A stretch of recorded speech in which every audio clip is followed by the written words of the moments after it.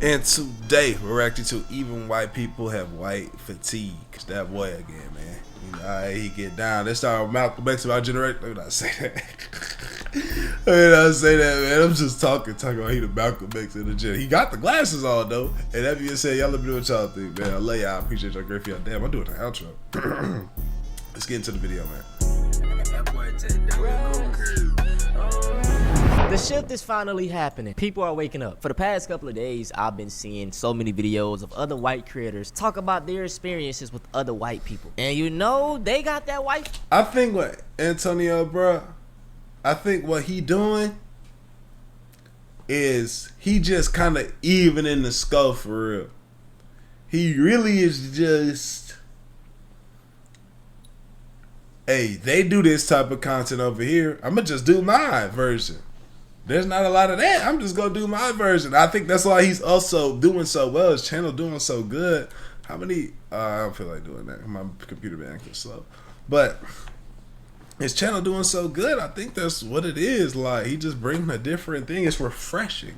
You know what I'm saying? And the thing is I've been said when they did the black fatigue thing, I've been said, but the black fatigue thing, it's like, bro, come on. Like, I hear what you saying, but come on. He just came through and said, man, I'm about to really go hard with it because these got me messed up. And I'll rock with that. Let's do it, bro. And like I say this all the time, bro, no set of people are monolith. All black people aren't the same and all white people aren't the same. But with the whole black fatigue trend, they tend to group everybody in as one. So I feel like it's only fair that, you know, everybody else is grouped in as one. And if we do that, bro, it don't really... I'm telling you, he just even in the scope. I told you. For white people, I don't want to go off on a tangent right now, but you know, they lead in most, you know, sex crimes, pretty much all crimes, child, PDF content, you know, I could go on and on. This is not a video to talk about them. I'm gonna let the white people express their concerns. White women are a danger, okay? They will compliment you to your face and then call the cops on you behind your back. You know, that right there, and I'm gonna be back on the camera in a minute. I'm just trying to make sure I'm presentable, bro. I'm cleaning my nose right now.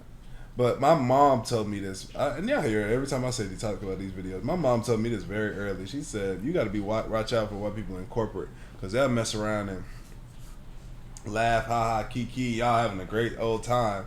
And then just whole time they saying some whole other junk to somebody else, or they just don't really rock with you like that. They just trying to keep the peace or something like, you know, they'll do you dirt. And I feel like that happened with my basketball coach, bro. My basketball coach in my face, bro. So he loved me, he rocked with me so heavy, and something went on to come to realize like he really didn't. You feel me? And he showed that in his actions as well as just like the type of person he was. Like he was a great coach, but he really showed that, bro. Are disingenuous, and it is performative. I will tell you as a white woman who has been around white women my entire life, that little white girls and little white teenagers and young white women and middle-aged and old women, things that they say to non-white people are not the same things that they're saying in an all-white room. White women don't want to see their ex dating someone who's not white. They don't want to see someone who's not white take their job spot. They don't want to see someone who's not white have a better car or a better house or a better outfit, okay? And when they get mad at someone who's not white, they're going to bring race into it. They're going to say really nasty racist things, regardless if it's to your face or behind your back, even if it has absolutely nothing to do with race. They're going to start saying some really wicked things because white women are a danger. They are a danger to minority community. Hey, she said it, not me. We got to take her word from it. She's white. She be around white people in most. She said it. She did say it, and it was another one of them things where, you know, my dukes told me, watch out. Like, she used to tell me, bro, you ain't trying to marry no white woman, bro. It get wicked, it get dangerous. You know, clearly, she like, nah, they not all bad, but you know, she used to really be on it because when I was going to school, start going to parties and stuff. She like, hey, you messing around, like you living that life, you. Think about white women, you mess around, you go up to have relations with her, everything consensual in that moment, everybody good, you do the damn thing, everybody happy, and then somebody come knocking at my door talking about where your son at because, you know what I'm saying, he did XYZ to shorty. And that's a hard one to win. We've seen that a few times. We've seen that. That is a hard one to win unless you got definitive proof yo, look, here I go. Other than that, it's gonna be a hard one to fight, bro. It's that happen, and you know what's so crazy too? She do that. The buddy go to prison for X amount of years. He might still be in there, and then she has a change of heart one day because she done became very close to the Lord, and it's been eating at her, and God told her to pull up to the stand and say, matter of fact, he ain't do that, and she don't go to prison for it. She don't get no backlash for it. He just gets out free, and now he crying, coming out happy as hell. Yes, yes. The whole time he didn't get. He wasn't able to go to NFL. He wasn't able to go to NBA. His family, Astral died of him. His whole people ain't rock with him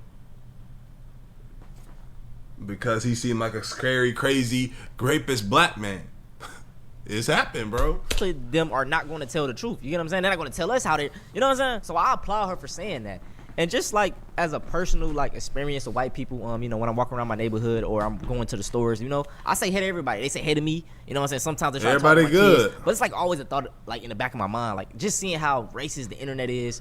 You know, I don't know if some of these women are behind these racist accounts but I always got the thought in the back of my mind like, oh, is this performative? You know, does she really like think I'm a fucking nick? I don't know, bro. That's just my mind state. Yeah. This discourse talking about how white people don't know how to wash themselves is really fascinating to me, and so I want to share my experience about how I actually learned how to wash and what it looked like in my white supremacist Mormon household growing up. Now, okay, let's do it. Always had washcloths available to me. They were always under the sink. It wasn't really enforced or taught. It was always in the bathtub. And it seemed like there was just kind of like one in there and then we'd change it every week. I was never touching it. I don't know if my siblings were touching it. One every week? You're talking about for your face and your body? One a week? That's wicked. You know? But it's crazy, like, because for a group of people that is, you know, so smart, you know, they're smart, bro. They have constructed the way how humanity is today. You feel me? They've done made certain ways and manipulated certain ways. White people are geniuses. For some geniuses, that's very like dumb. Right? That's really dumb. That doesn't even make sense. Do you have a rag that you wash your nuts and your ass with, and then say, wash your face with? It's just an interesting one. I don't get it. I don't understand it. We in my household, for as long as I can remember, we were a loofah family, right? You wash your face, we put some soap in your hands, you wash your face with your hands, you know what I'm saying, put it back. Brushing and flossing, my mom has very white, natural, non-veneer teeth, very pink gums, very white teeth. Y'all be asking me, some of y'all be like, how did I get my teeth so white? I think it's just from my mom being on my ass about brushing, flossing. We were at the dentist. We rarely miss dental visits. I've never had braces. You feel me? She just like valued stuff like that. So I don't know. And that's carried on throughout my grown ages. But these are just very natural, normal things. You feel me? And you know one thing, bro? I've seen a white woman have a long day's work, go home, get right into the bed and lay down. I've seen it. This is real. Saying, y'all, but these motherfuckers love calling us uncivilized and you know, like. I know when we were younger, we'd play with it in the tub, but when it comes to washing, I knew some little white kids too that would we would play outside, and then like they wouldn't want to wash up because, you know what I'm saying, they played outside, you know, on the weekends they didn't have to take a bath. Jesus! On the weekends they didn't have to take a bath. You feel me? Now I've been a little kid before, being a little dirty nigga. You feel me? But that's the thing. I'm a kid, and my mom would be like, "Bro, stop talking to me. Get your ass in the tub." You feel me? My cousin, he did some dirty shit one time. I caught him though. He was in the bathroom. He would let the water run and just sit on the tub and just chill instead of jump in the tub. And then I remember when what I would do is I caught him. I went and I know I was being very federal, just chill though. I peeked underneath the thing and I saw his feet sitting on the toilet. And I was like, oh yeah. And he would lock the door, but we had that lock. All you gotta do is just put your nail in there and turn it and it unlocked. So I had my hand ready. I unlocked it real quick. I opened it, jumped in there, And he gonna jump up, try to pull his pants down, act like he was taking the shit. I said, bro, you ain't in the tub, bro, because I was mad, bro. You feel me? I was hating. I was mad. Nah, hell no. He ain't here not getting clean. Told my mom. You feel me?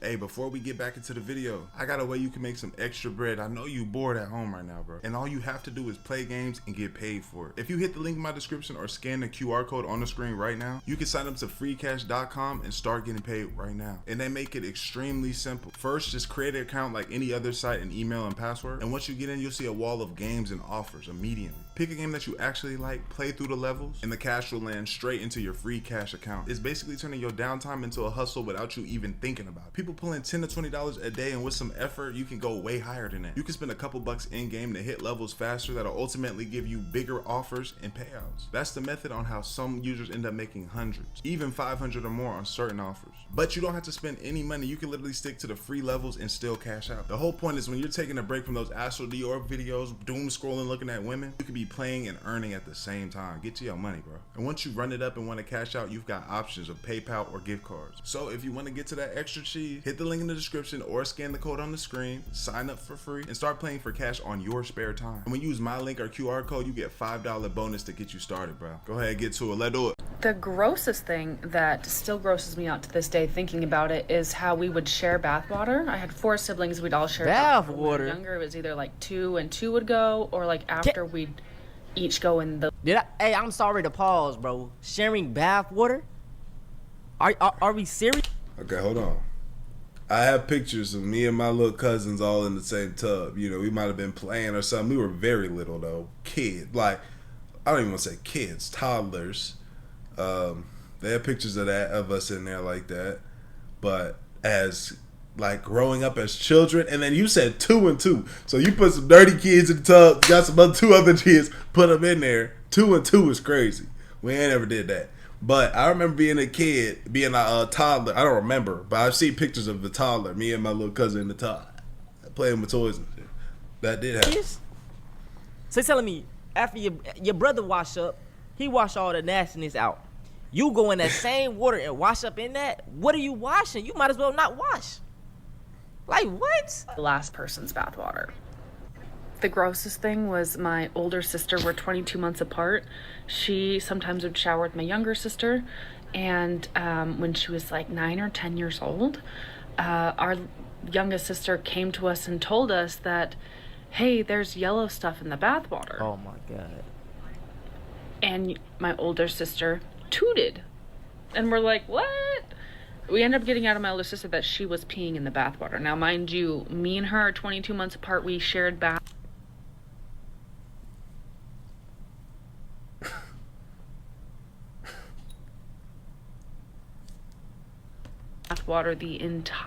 my entire childhood. Yo, this is disgusting. I always thought we were clean until 2005 when I moved to Atlanta. White people don't talk about cleanliness. White people don't talk about cleaning themselves. White people don't talk about lotion. White people don't talk about their hair nearly to the scale that the black community does.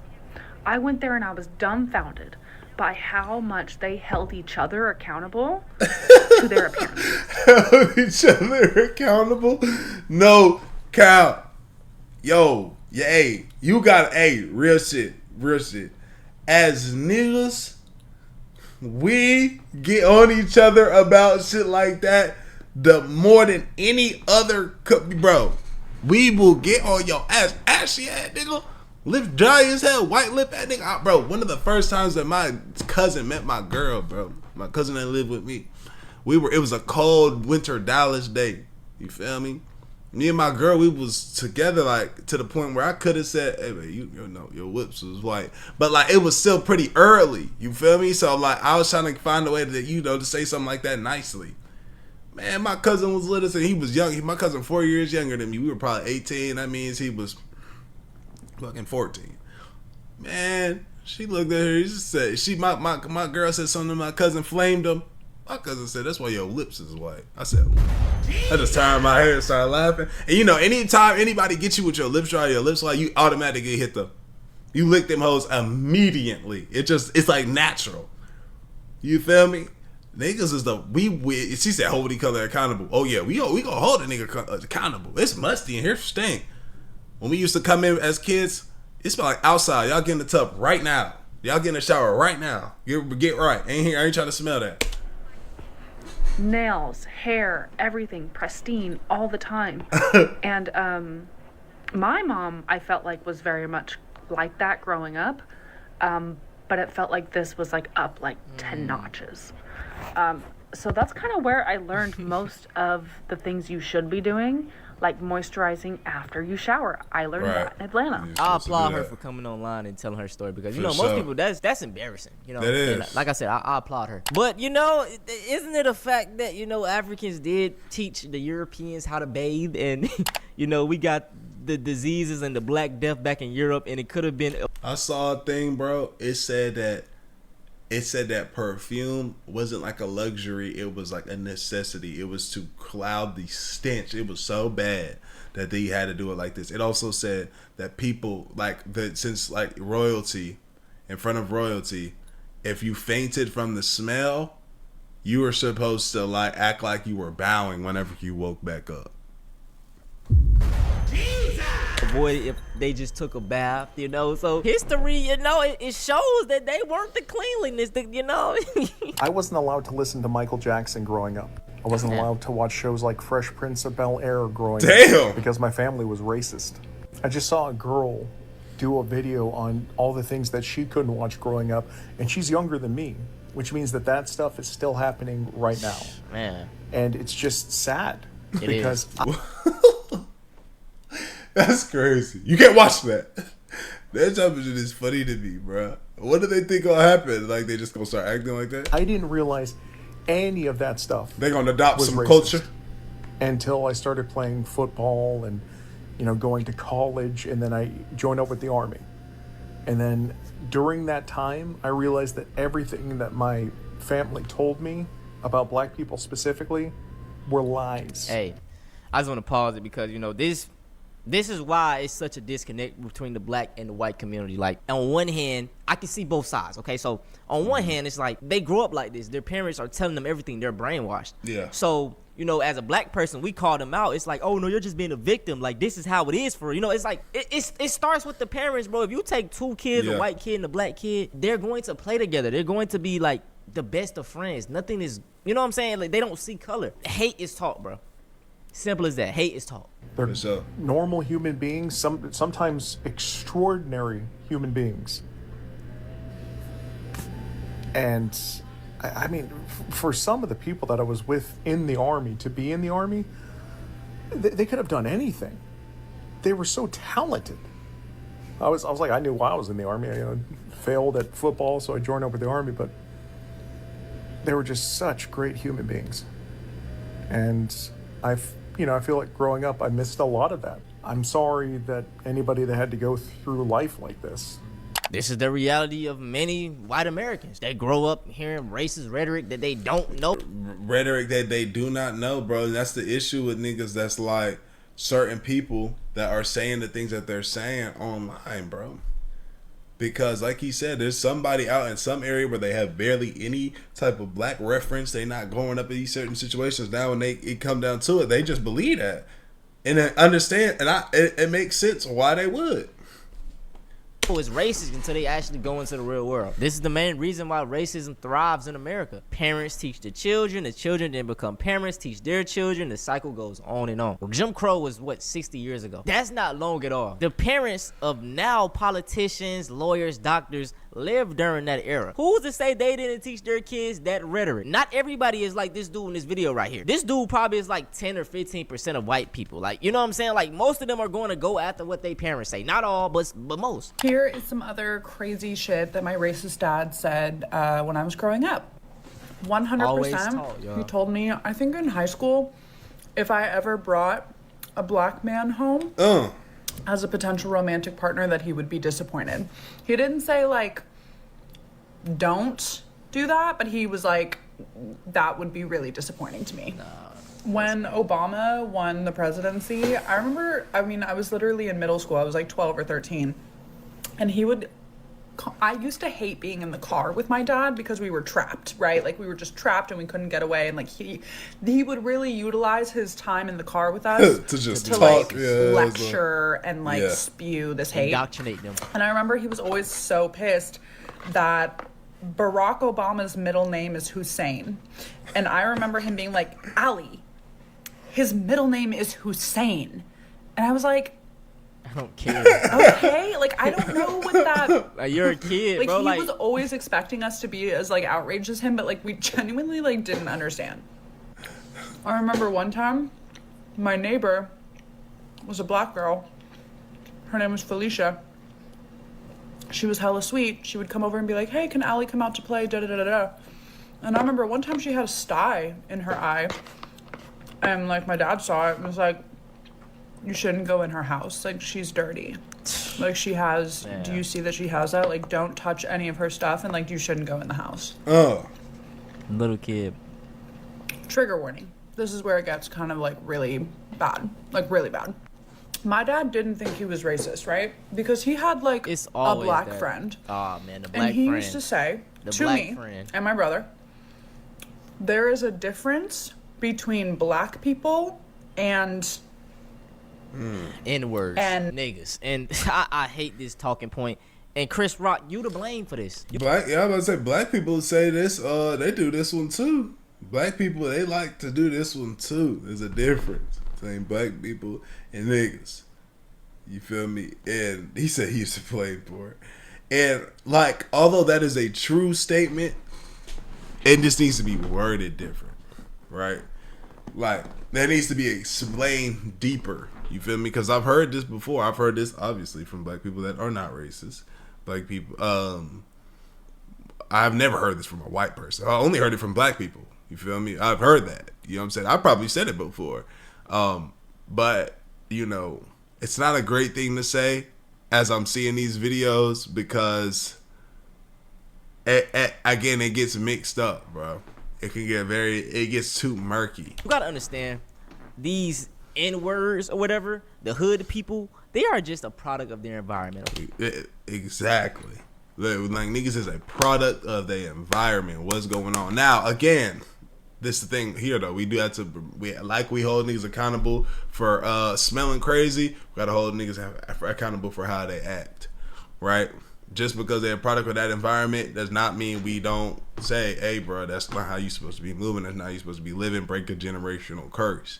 You feel what I'm saying? Okay, I understand. You know what I'm saying? We got to hold them accountable. But you got to also understand how they got here. They didn't just get like this out of thin air. So whenever y'all done with this video, go look up the 1960 black middle class, because we were doing pretty good for ourselves. We were spending money within our own community. We had businesses in our communities. Black families were together. Crime was lower. So do y'all kind of get the correlation? Now let's go towards like the 70s, 80s, the crack epidemic and them planting drugs in the neighborhood. It ruined everything. That is when everything started going downhill. Who did that? Ronald motherfucking Reagan, bro. And it's been going down. It's kind of been going back up, but it was a downhill slope when Reagan got in. He started doing all this evil shit, man, redlining, putting drugs in the neighborhood. You know, whole crack epidemic, a war on drugs.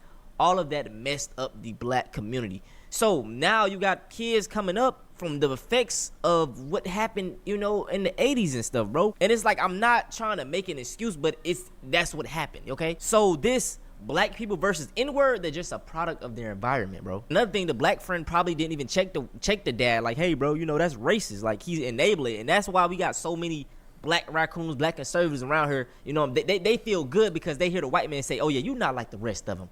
You're a good one. Like, they feel good when they hear that. It's an ego stroke. You know what I'm saying? Everybody wants to hear something positive about them. There is a difference between black people and black people.